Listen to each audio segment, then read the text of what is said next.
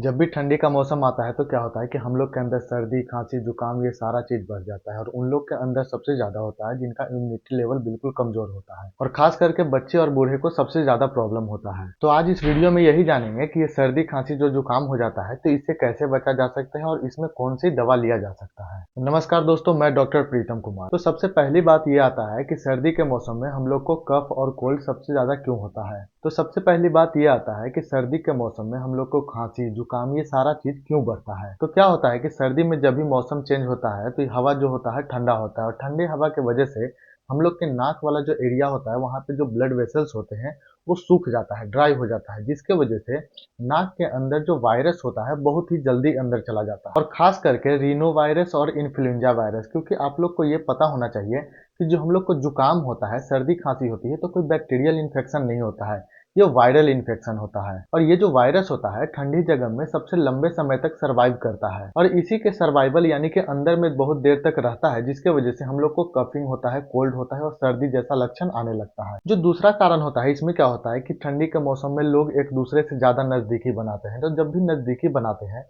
तो अगर जिन लोगों को इन्फेक्शन हो जाता है तो उनके थ्रू भी आपको ये इन्फेक्शन फैल सकता है। तो अक्सर आप लोग ये देखते होंगे कि घर में किसी को इन्फेक्शन हुआ है, जैसे उनको कोल्ड हो गया है, रनी नोज हो रहा है, नाक से पानी निकल रहा है, छींके आ रही है, तो कुछ दिन के बाद पूरे सदस्य को ये इन्फेक्शन होना तय है। और जो तीसरा कारण है इसमें क्या होता है कि ठंडी के मौसम में धूप कम निकलती है। जब भी ठंडी के मौसम में धूप कम निकलती है तो विटामिन डी की कमी हो जाती है और जब भी विटामिन डी की शरीर में कमी हो जाएगी तो क्या होता है कि हम लोग के अंदर इम्यूनिटी लेवल वीक हो जाता है, यानी कि इम्यूनिटी जो होता है कम हो जाता है, जिसके वजह से भी ये इन्फेक्शन का खतरा बढ़ जाता है। तो बात ये आता है कि कौन कौन से लक्षण आपके अंदर दिख सकता है। तो ये तो सभी को मालूम है कि जैसे भी आपको कॉमन कोल्ड होता है तो सबसे पहले छींके आती है, नाक से पानी चलने लगता है, खांसी जैसा होने लगता है, और हो सकता है कि गले में दर्द भी होता है और जैसे ये लक्षण धीरे धीरे आगे बढ़ता है तो शरीर में जकड़न जैसा लगेगा, बॉडी पेन करेगा और माइल्ड फीवर यानी कि हल्का बुखार जैसा भी होने लगता है। तो सारे लक्षण जब अंदर आने लगते हैं तो इससे कैसे बचा जा सकता है या फिर इसको ठीक कैसे किया जा सकता है। तो सबसे पहला जो उपाय है क्या होता है कि स्टीम लेना, यानी कि भाप लेना।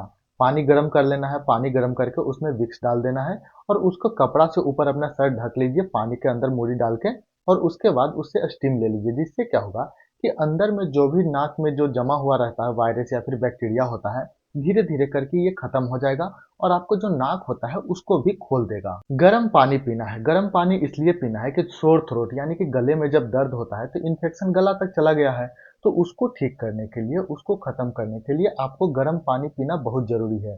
क्योंकि जब भी आप गर्म पानी पीते हैं तो क्या होता है वहां पे सेकाई होती है, जिसके वजह से इन्फेक्शन जो होता है धीरे धीरे कम होने लगता है। सर्द गर्म से आपको बचना है, कहने का मतलब कि रूम का टेम्परेचर बहुत गर्म है और तुरंत आपको बाहर जाना है, तो इससे आपको बचना है। तो बाहर निकलने से पहले आप अपने शरीर पे अच्छे से गर्म कपड़ा डाल के निकलिए, ताकि आप हवा का एक्सपोजर में कम आइएगा। इसके साथ ही आपको क्या लेना है, विटामिन सी, जैसे कि लेमन हो गया या फिर कोई भी साइट्रस यानी कि खट्टा चीज, जिसके लेने से क्या होगा कि आपके शरीर में विटामिन सी का लेवल बढ़ेगा।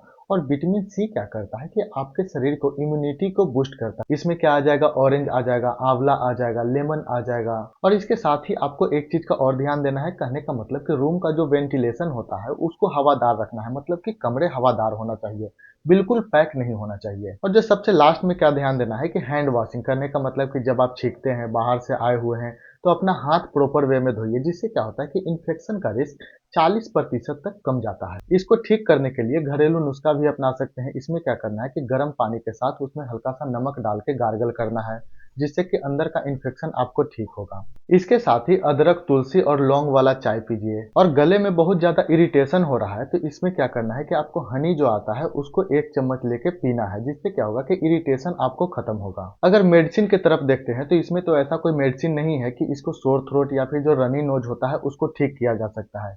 यह एक एलर्जी का कंडीशन होता है, इसमें मात्र आप सिट्रीजिन ले सकते हैं। अगर कोई आपको इसके साथ एंटीबायोटिक दे तो बिल्कुल नहीं लेना है, क्योंकि ये वायरस की वजह से होता है, बैक्टीरिया की वजह से नहीं होता है।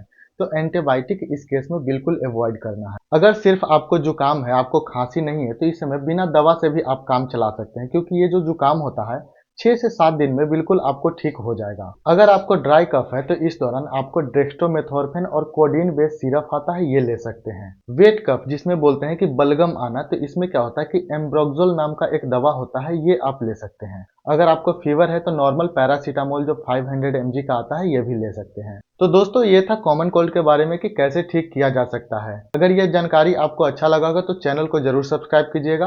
किसी भी तरह का आपको जरूरत है तो नंबर यहाँ पे दिया गया है, आप कंसल्ट कर सकते हैं। मिलते हैं नेक्स्ट वीडियो में, तब तक के लिए धन्यवाद।